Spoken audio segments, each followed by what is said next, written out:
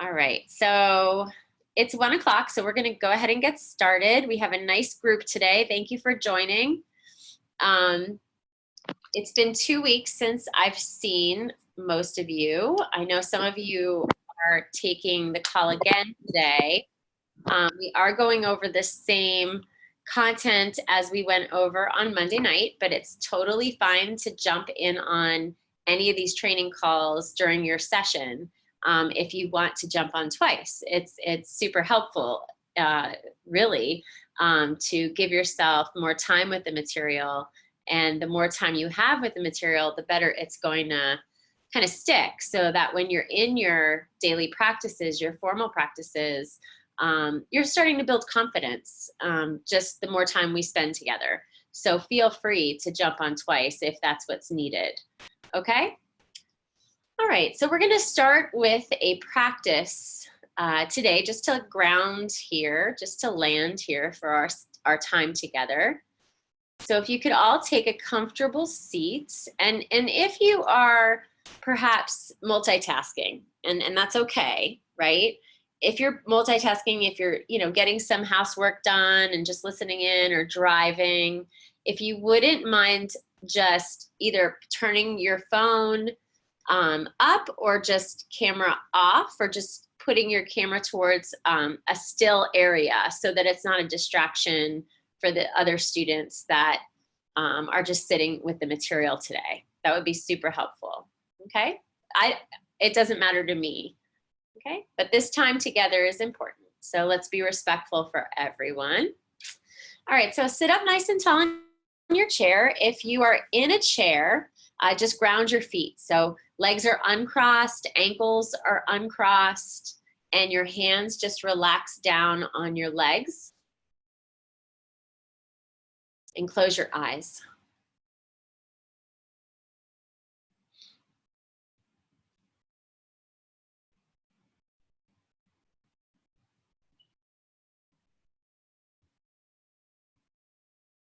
Bring your attention now to your feet, grounding on the floor, your sit bones grounding in your chair or on a cushion if you're sitting on the floor.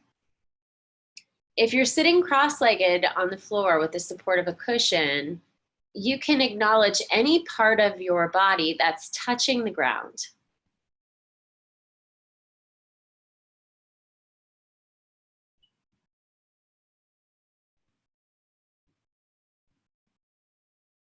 Noticing your body sitting fully supported in this space right now.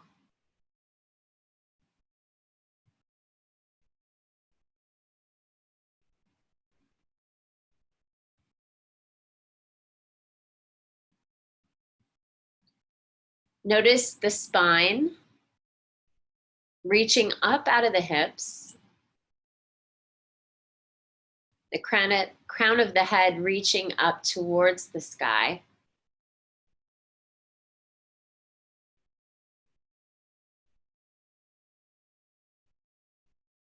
And see if you can encourage some gentle length in the spine, offering spaciousness.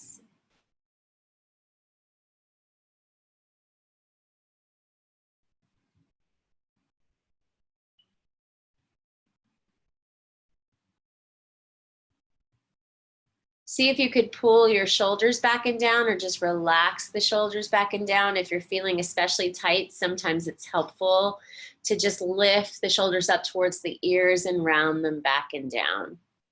And you could do that even 2 or 3 times if that feels supportive to you.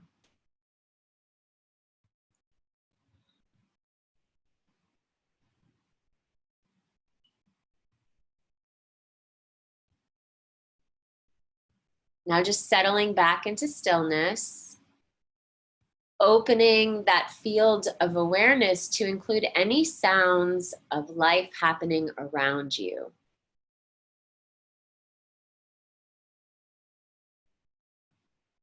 So any inside sounds in your space, any sounds going on outside, especially traffic or people walking, just noticing. and allowing it to just be a backdrop for today's practice for right now. So the sound is there, but there's also space available, a quiet space available. So just noticing that.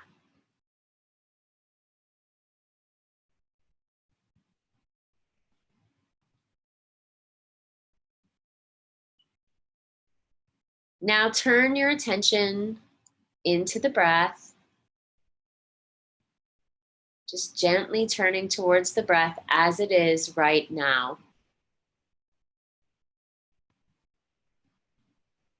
Notice if you start changing the breath or deepening, and try to resist that urge to deepen or manipulate or change the breath.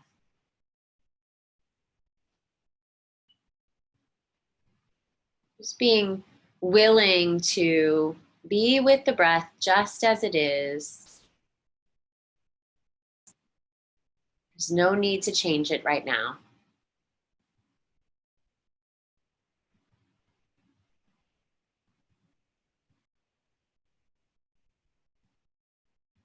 Notice the qualities of the breath that are here right now.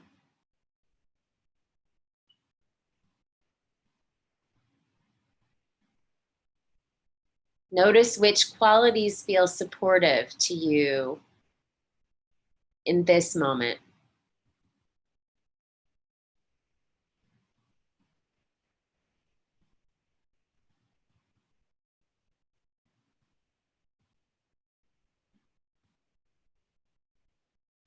And now notice where you're feeling the breath most right now.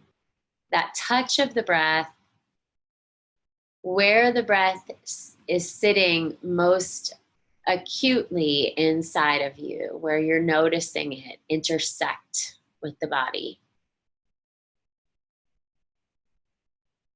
Remember, there's no wrong way to feel the breath right now. And if the answer is, I don't feel the breath right now, let that be the answer.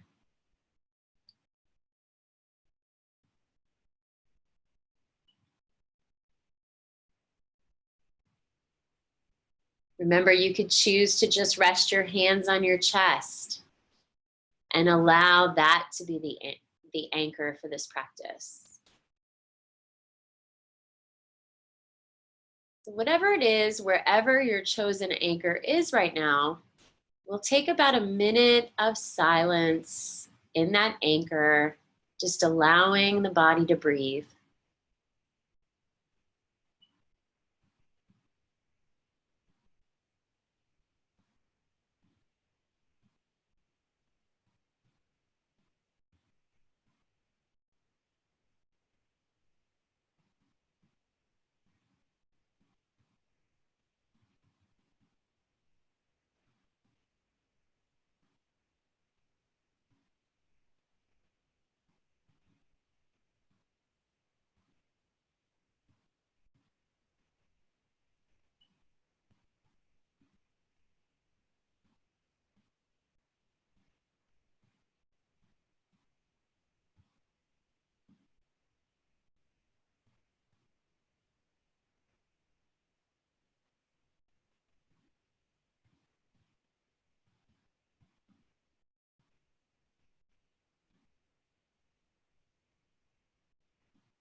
And now simply taking your right hand to your chest, if it's not there already, and bringing your left hand over your right hand, and just feel into the body breathing.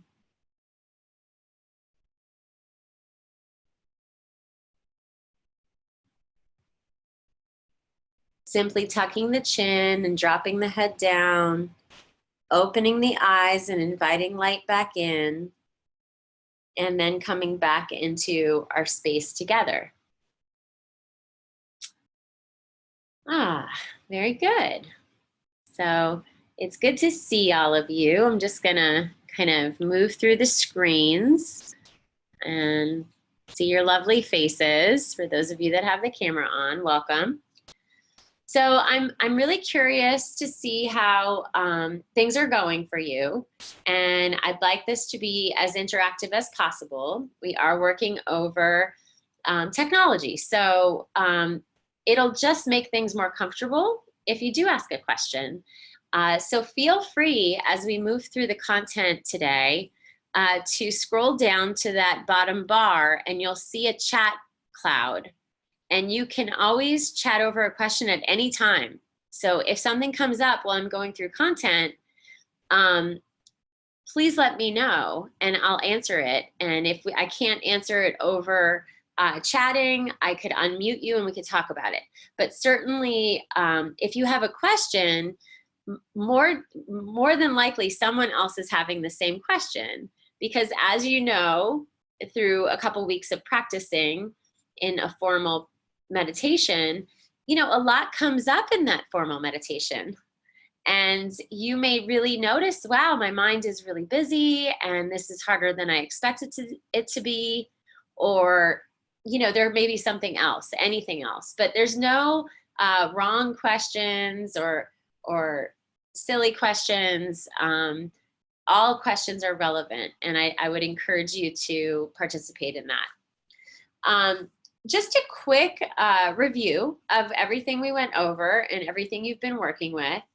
In these formal practices, what we've been working on is just getting to know the breath and getting to know the breath as a tool, as using it as a skillful means, not only in your formal practices, but also throughout the day. When you notice that you're feeling overwhelmed or triggered, or you're feeling a lot of stress or pressure, just pausing and breathing is so important.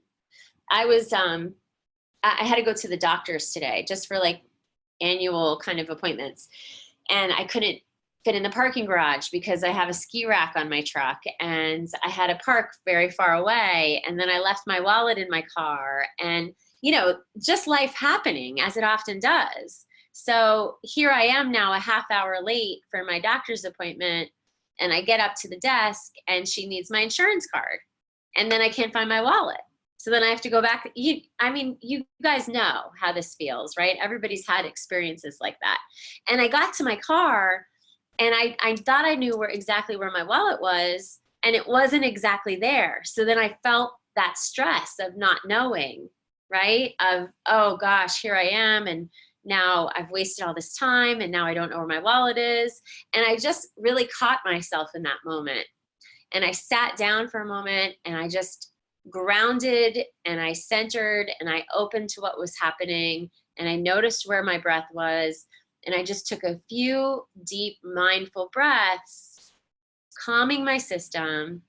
And then I looked back in my work bag, and right where I thought my wallet was, it was right there. I just wasn't seeing it because the stress was kind of taking over and clouding my ability to pause and be clear, right? So we could just shift things really quick, but it's a matter of catching it. And without the formal practice time, it's harder and harder. It gets harder to catch ourselves when we're in that stress response. Remember, when we're in that stress response, our body starts releasing chemicals that really cloud our ability to to work in our brains appropriately. It kind of cuts off access to the prefrontal cortex, which is where our problem solving skills reside, right? It keeps us in that lizard brain that is a very old part of the brain, and keeps us away from our more advanced thinking. So it's really important to just catch ourselves when we're feeling overwhelmed. Notice that stress is there. Notice that the weather's changing, that we're feeling triggered, and just pause. And that's our way in. So that's what we talked about, that the breath is a conduit, not only for oxygen, not only for energy, but also a way in, a way to look in and speak to, communicate to the nervous system, right? Because the nervous system, the body, is always responding to our environment. It's holding on to these things. So we need to find ways, other ways to communicate back. And this is the most potent way, really, to start talking and calming things down. So that brings us, we know what the breath is. It's this conduit for this life force energy, talking to the nervous system. We reviewed how we work with the breath in our mindfulness practice, and that we're working with our natural breath. Okay? So not changing the breath at all, which could be really difficult for people that are really physical, right? That are exercising or doing yoga or running. We're more likely to struggle with that part of it. So I really want you to resist the urge to change the breath at all in your meditation practices.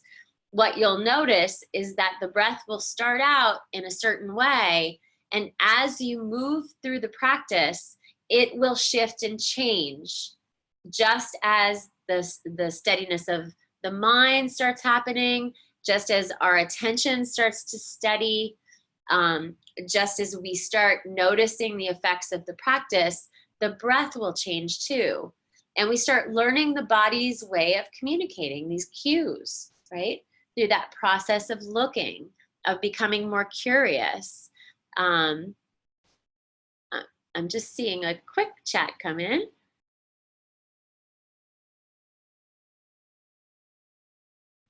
There we go. Good. I'm going to bring that up in a moment, Tina.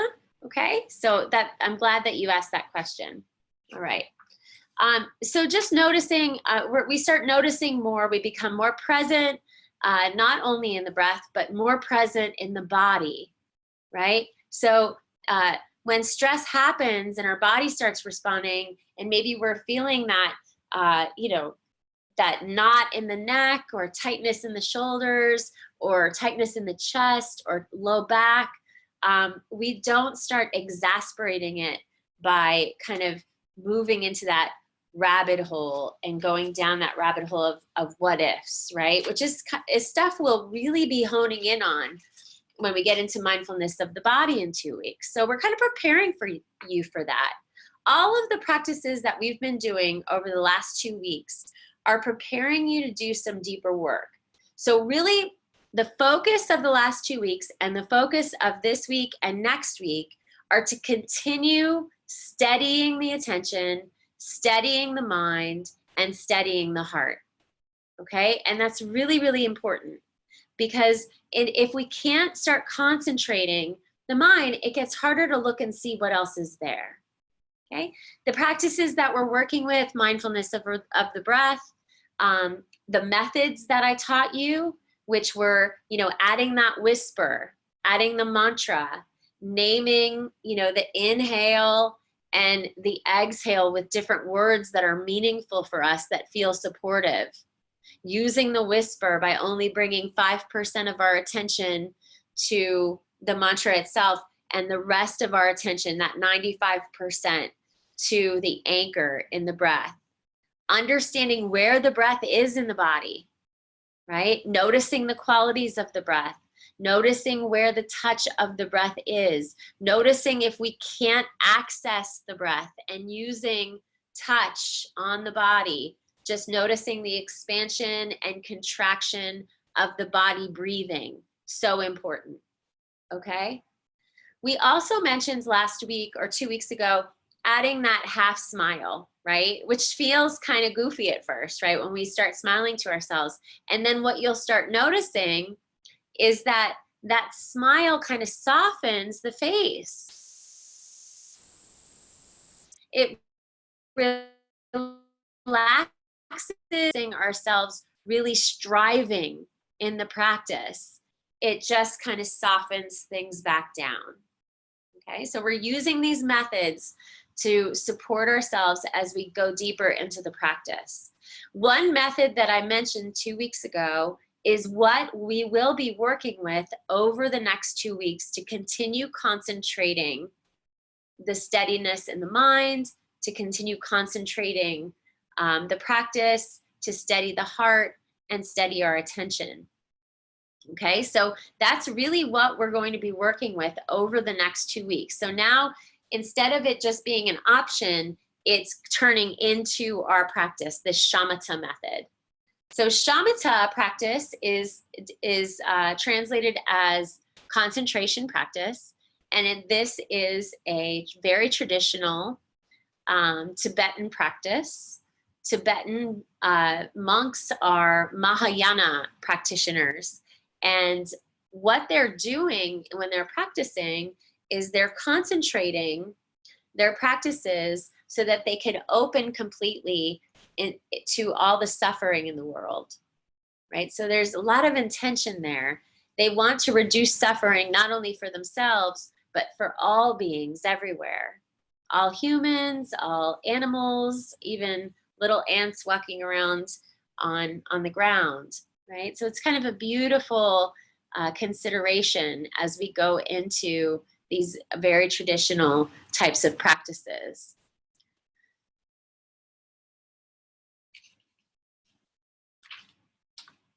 So let's give it a try. I'm going to describe the practice first, give you some, just go through everything that we talked about 2 weeks ago, providing more direction, and then we'll practice the shamatha method. So remember, this is concentration practice. This will help you become more attentive, more focused and concentrated. It'll help you to be more productive when you have a to-do list in front of you, whether at work or at home, right? Because we always have things that need to get done. And sometimes we're multitasking so much that we feel like we can't just stop and focus and get one thing done at a time. So all of these methods really start not only calming the system and concentrating the system, but helping us to focus and attend to what's important right now, okay? So there's a couple things.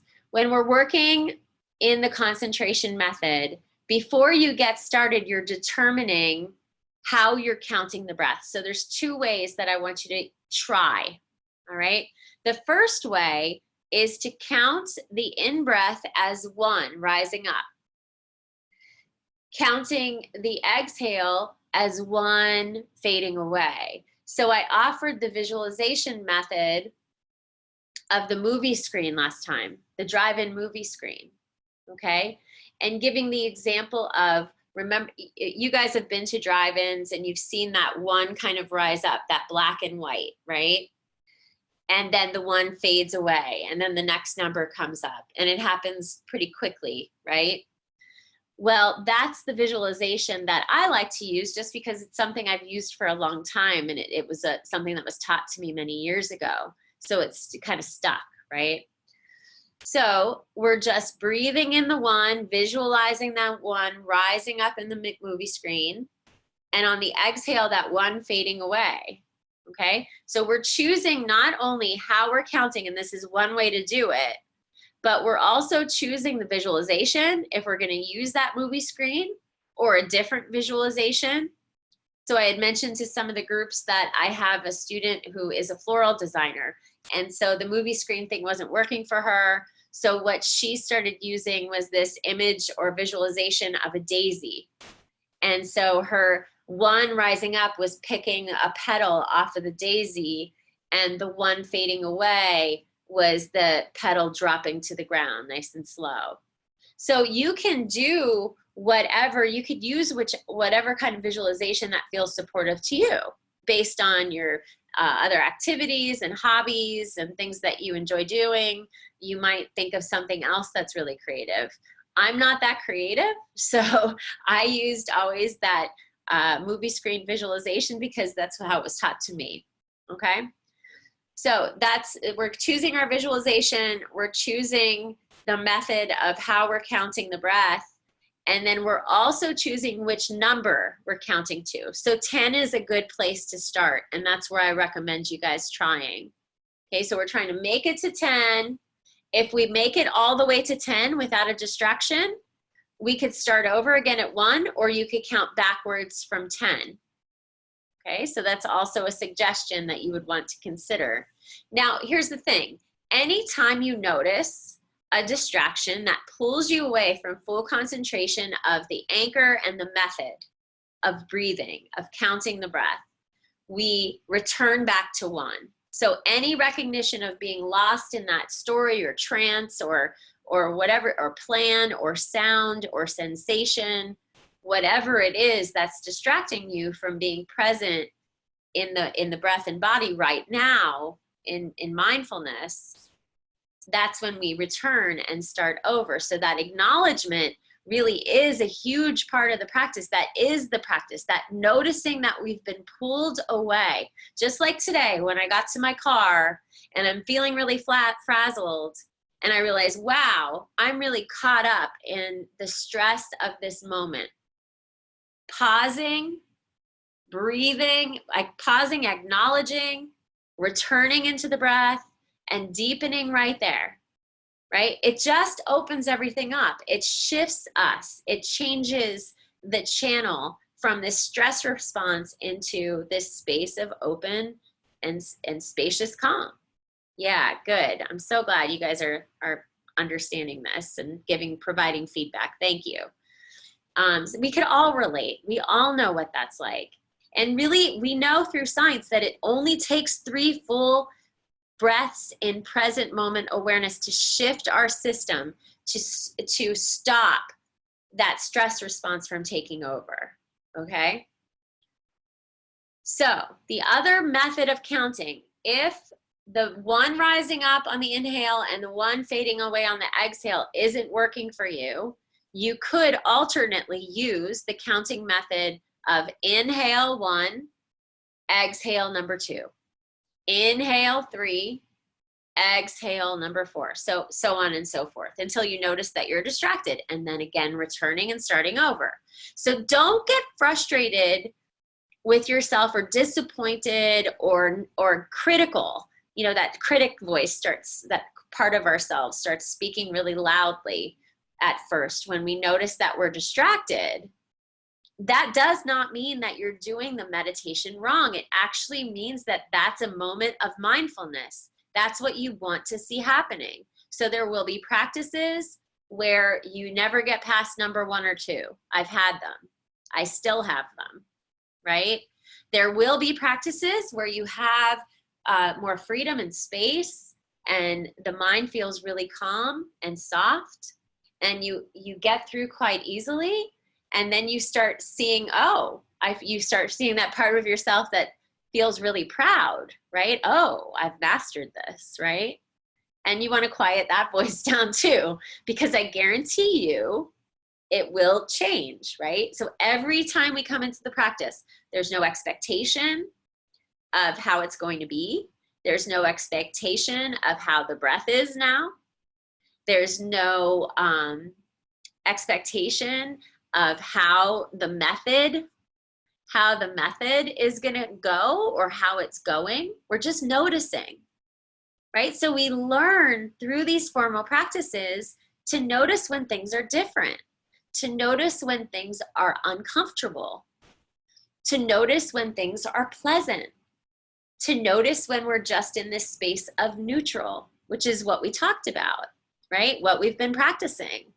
Although this time we're going to notice and put a name to it. So if we notice that we're feeling really unpleasant because of sensation, for instance, coming up in the body, an unpleasant sensation in the low back is pretty common when we're sitting. So name it. Low back, uncomfortable. Low back, sharp pain, right? Low back, numbing pain. Just name it.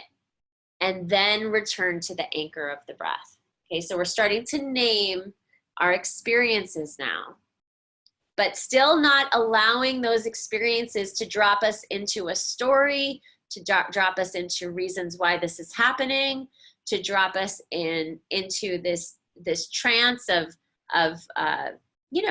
this movie. It almost becomes like this dialogue, this inner dialogue, this script, where the mind just kind of wants to create a scenario around an experience.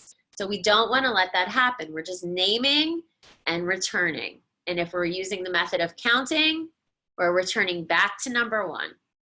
So let's give this a try. Okay, so sit up nice and tall. Again, grounding in your seat, whether you're sitting cross-legged, whether you're sitting in a sturdy chair.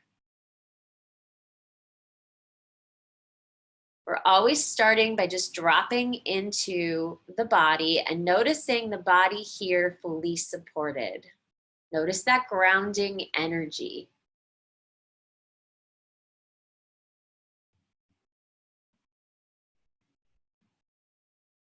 Notice your environment, including any sounds, the temperature of the air, just kind of opening up to the senses for a moment and allowing everything to be as it is. So there's no need to change it.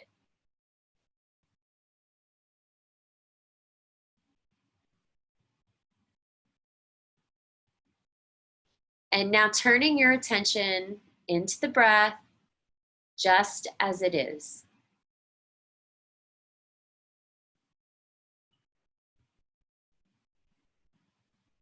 Notice the qualities of the breath that are here.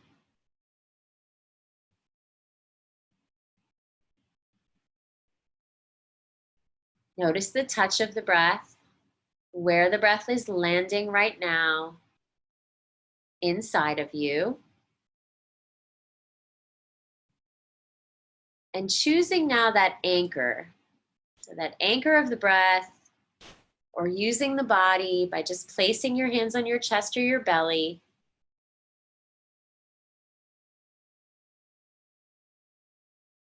And whatever your chosen anchor is for this practice, we're now layering in this shamatha method of counting the breath. So for now, we'll count the next inhale as one rising up in the mind's eye,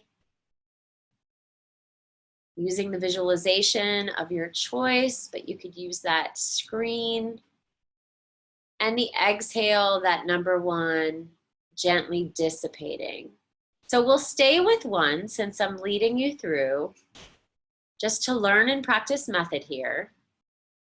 The next breath in, that one rising up in the mind's eye, visualizing that screen.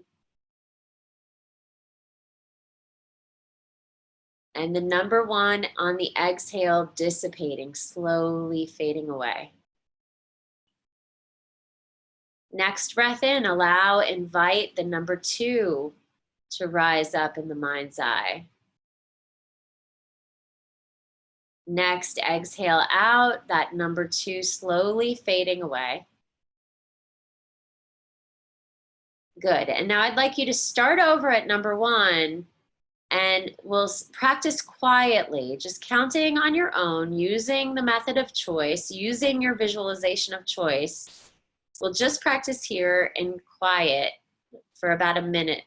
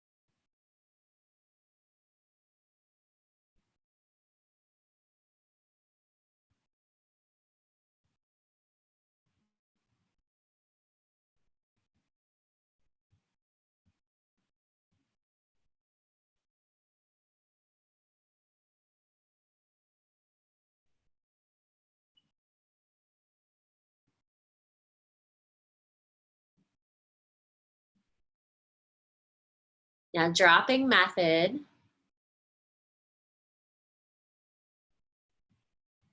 And just noticing the quality of the mind here.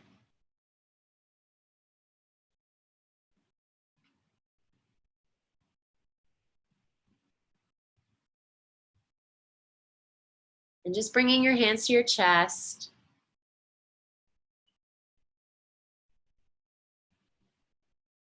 Noticing the body breathing on its own.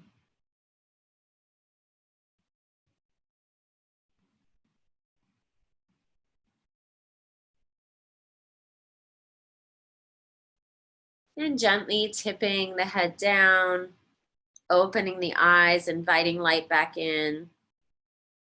and then just returning to our talk today. Very good. Very good. I love seeing you guys include your family, your children, your friends. It's so important that we share these practices. We all need them. Okay? We do. Life is wild, right? It gets crazy out there. So we need to have these inner resources to lean into. Okay? So trust me that even with a 20-year practice under my belt at this point, I still have days where I really need these practices, like desperately, right? They really support me in all parts of my life. So I'm teaching you things that help me personally. And I've seen these simple methods and practices transform people, like hundreds and hundreds of people that I've been teaching over the years. So it's just, anyway, thank you. Okay, so shamatha, the concentration practices, this is included in your homework that you'll receive from me. So the email that you get, actually you guys should have gotten it yesterday with the other group. We send that out, you know, every week. And so the recording on there is method. It is the concentration practice. And although I want you to practice these every day on your own, in your formal practices, if you need to listen into direction on this, listen in as much as you need to, all right? So it's there for you to support you through and to help you feel more confident as we continue learning and kind of layering in these practices. So we'll return to the breath in a moment, but I wanted to also talk about the second part of today, which is we're beginning to start offering another layer of support in. And what we're talking about this week is the idea of preciousness, of planting a seed, a thought in the mind each day that helps us to kind of open up into the world, open into our lives, more awake, right? With more wakefulness. And this is the first seed that we plant, this seed of preciousness. It's an idea. It is just a word. And I want you to just pause for a second and just say it to yourself, you know, because how do we use this word? I mean, I always think of a newborn baby, right? The first thing we say when we see that newborn baby, this precious life here, this precious baby. Because we could look at that and connect, and we know how precious it is to hold a newborn baby and all of the potential right there, right? So that seed of preciousness we could plant right into our own lives right now. And that is really that request here. So that's the opportunity that we take in this seed of preciousness. So I want you to start using this mind changing. So there'll be 4 mind changings that we'll introduce to you over the next, you know, the next 7 weeks I think we have together, right, left. So this is the first one. And that means that every day upon waking, the first thought I want you to plant into your mind is this idea of preciousness. Okay, so you could write it down. You could write it just on a sticky note, or if you don't have sticky notes, just write it down on a piece of paper and tape it to your bed or your wall or on your bedside table or on your mirror in your bathroom, right? Somewhere where you'll notice it every day. And I want you to just pause with it and think about what that means. So if we could just acknowledge how precious this very moment is, that we're here together, that somehow in this chaos of life, that I'm here with each of you and we're talking about these practices and techniques and methods and how lucky we are to be together right now doing this, right? And remember that story I told each of you when I was out visiting about those imaginal cells?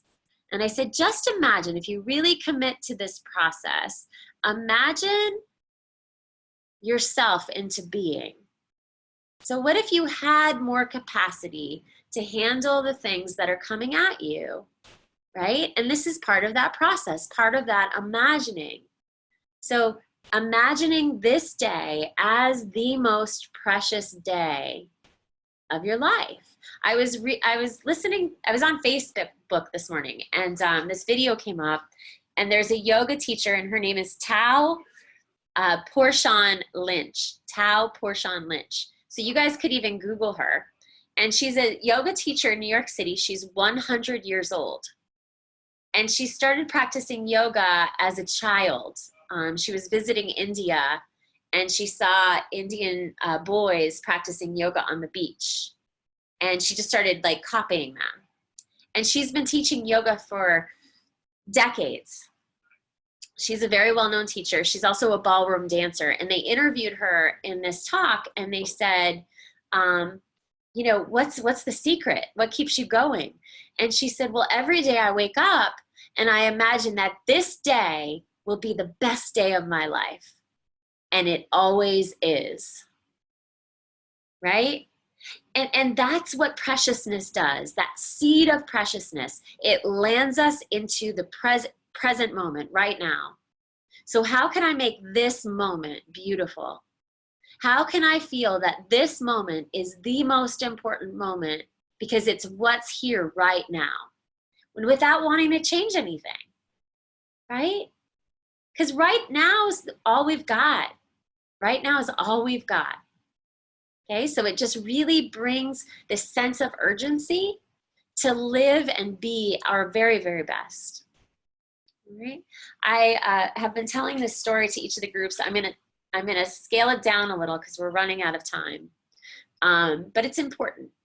And it just gives you an example of preciousness and the potential there.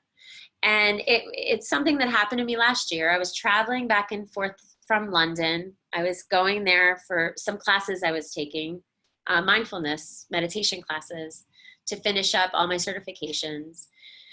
And it was a really hard time for me because I don't like traveling particularly. I like being home with my family and my husband, and I was traveling by myself, and I had a lot of anxiety about traveling overseas by myself. I had never done that before. And not only that, but the travel was really condensed. So I was taking the red eye there on a Wednesday to get classes started Thursday through Sunday, and that was once a month.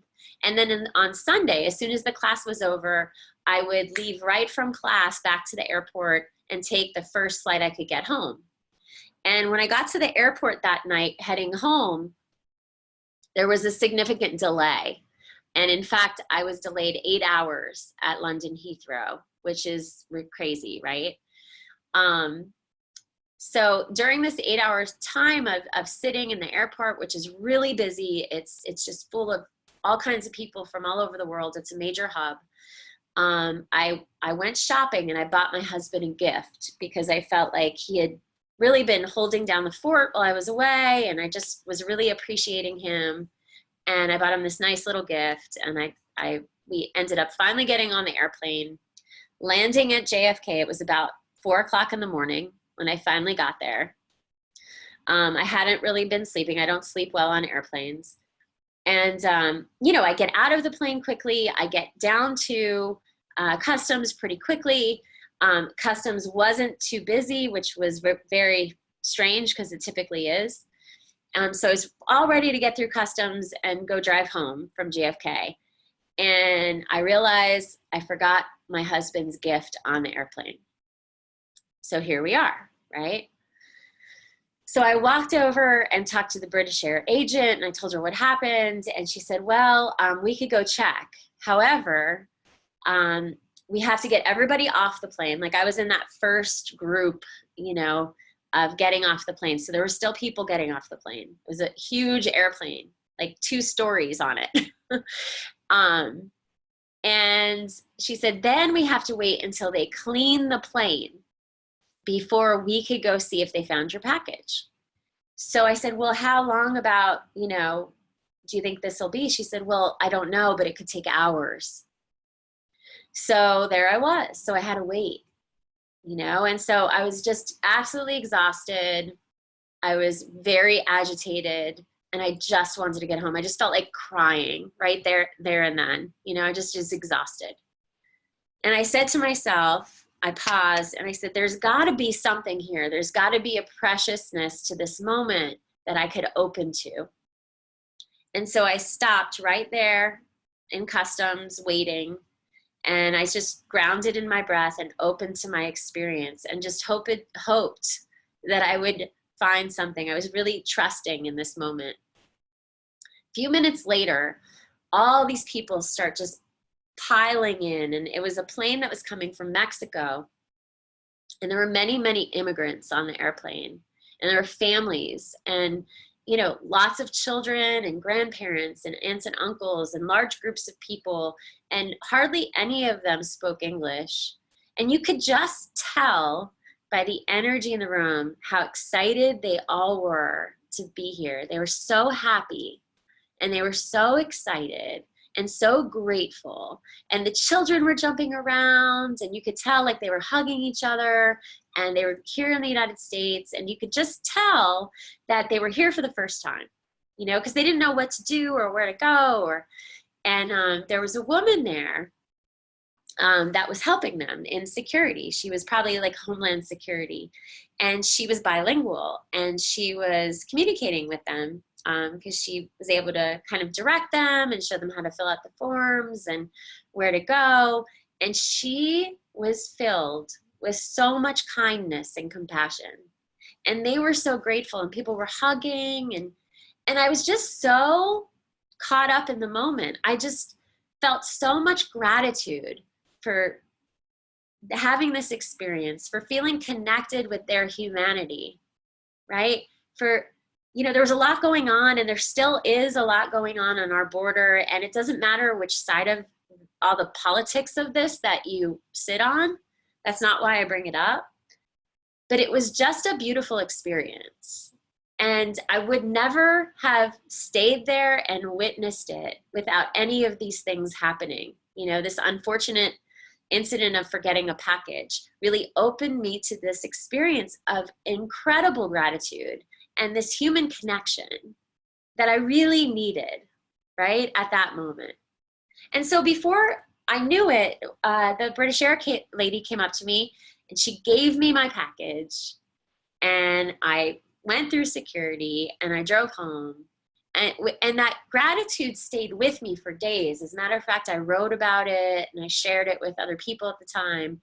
And that's the point, guys. When we plant these seeds, these mind changings in, they grow inside of us. They develop and they open us to life, right? Because this is very precious. This human experience that you're having right now, we're so lucky. It's such a blessing, right? And preciousness has the opportunity to open us to all of that, right? When we are rigid and contracted and stuck under stress because of stress, and guys, the stress doesn't go away. It's always going to be here, right? So it's up to us to learn how to lean in and look and find those inner resources so that we could still feel aligned with our hearts, right? With compassion and kindness, still feel aligned with this wisdom inside. And it's in there. It's inside each of you. I promise you, it's there. Okay. So we're just kind of opening up to see it again. And that's what these practices do. That's what these seeds, these minds changings do. So a couple of things on preciousness. Preciousness reminds us not to waste a moment of this life. Not one moment, okay? It's all precious, each moment. Even the tough stuff is. And we all have that too, okay? There's always something there. And we learn, and this is more of a translation. So do not through one moment of non-awareness or one emotional obstacle, and they're obstacles, guys, and we just see them as temporary because they are, okay? Waste the potential, your potential for freedom, okay? Freedom is our birthright, right? We didn't birth into this world to just operate in stress and contraction and not being aware, right? Our birthright is to be free here and to connect and be open and to see, okay? That we're taught in traditional teachings that mindfulness is the ground of enlightenment. That's where it starts. That's why the formal practices. That's why we lean in, because we need to get used to operating in present moment. We can't always operate from all the mistakes that we made 30 years ago or 10 years ago or 10 minutes ago. Okay, because we're gonna trip and fall, and we're gonna disappoint ourselves again and again. I do all the time. I'm not always open. Okay, in a few weeks, I'll tell you about a story of me losing my temper at Wegmans. Okay, so I don't want you to put me up on this like pedestal, because we're all human beings just trying to figure it out. Okay, but the formal practice, it keeps us there. It keeps us into that clear space. So when things happen, we're more likely to be able to find it. What we're doing when we're practicing is we're pulling ourselves out of this mind space of basic mind, right? So we operate in basic mind. We need to be in basic mind. That's where we get things done. That's where our work gets done. That's where, the laundry gets done, right? In basic mind states. That's where we have to spend some time. The practices, our formal practices, our micro practices, these seeds that we plant in the mind to grow ourselves, to challenge ourselves. These are the practices that take us from this basic mind state into a state of basic awareness, where we start noticing, where we become more trusting of our capacity to stay instead of fight or flight or freeze when things get hard, okay? So that's what we're cultivating. We're cultivating this transition, this stage of development from basic mind to basic awareness. When we feel ourselves really stuck in a situation, we want to ground in our bodies just like we do in our formal practices. We want to open to our senses. Notice where you are. Notice smells and textures and sounds and sights, right? And then bring it into the breath and land there for a moment. And we start feeling that subtle shift, okay? That subtle shift. That's how we do it. So that ground, that centering, and that opening to the experience as it is. And being willing to be with what's uncomfortable, okay? So there's a quote I want to read you, and this quote is from Viktor Frankl. And Viktor Frankl was he's a Holocaust survivor. He's a psychiatrist, Holocaust survivor, and he writes about his experiences there. And he said, this is one of his most famous quotes: between stimulus and response, there is a space. So stimulus, think of that as the stress coming in, and our response to it, there is a space. In that space is our power to choose our response. And in our response lies our growth and our freedom. Okay? So I'll read it again. Between stimulus and response, there is a space. In that space is our power to choose our response. In our response lies our growth and our freedom. And that's what we're doing, guys. This guy was not practicing meditation, but he was very aware of the power of staying present, right? And not allowing any stress, any trigger, whether from a situation, an emotional obstacle, or a difficult person in your life, change your ability or take away your power. Change your ability to be present, to connect and ground with your own authenticity, wisdom, and heart, and choose your response, because that's where your power is. That's where your freedom is. Okay? So I am going to open this for questions and answers. There's one more thing I want to talk about before we go to Q&A. Remember how we talked about the qualities of the breath? So the quality of the in-breath is that aliveness, that energy, that vividness, the alertness that comes in, right? In the quality of the exhale, we have that relaxing quality, how our whole system calms down, okay? There's a space there between the inhale and the exhale, all right? And we can start looking at that space and kind of becoming familiar with what's there. And in that space between the breath, there's quiet, just quiet and calm. All right, so let's go through a quick pranayama. I'm going to send out a little short video to you guys as well. And this video will include, and this is going out with mindfulness of the body. So you'll see this in 2 weeks, all right?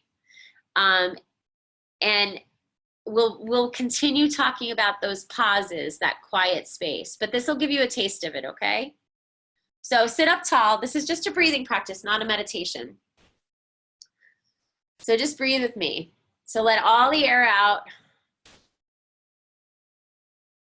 Now inhale for the count of 2, 3, 4, 5. Exhale, 2, 3, 4, 5. Inhale, 2, 3, 4, 5. Exhale, 2, 3, 4, 5. Inhale, 2, 3, 4, 5. Exhale, 2, 3, 4, 5, 6, 7. Inhale, 2, 3, 4, 5. Pause. Exhale, 2, 3, 4, 5, 6, 7. Inhale, 2, 3, 4, 5. Pause. Exhale, 2, 3, 4, 5, 6, 7. Inhale, 2, 3, 4, 5. No pause. Exhale, 2, 3, 4, 5, 6, 7. Last one. Inhale, 2, 3, 4, 5. Exhale, 2, 3, 4, 5. And now just take a few deep, relaxing breaths, just returning to that natural breath. Noticing the quality of the mind. Noticing the quality of the heart. And just opening up back into this space. Okay.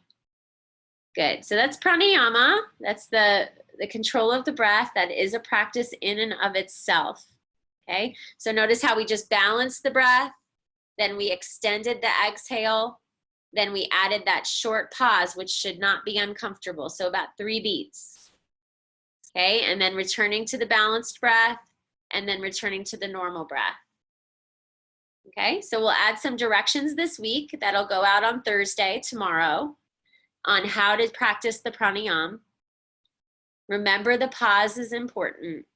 And remember that your formal practices for the next 2 weeks are to work with that concentration method of counting the breath.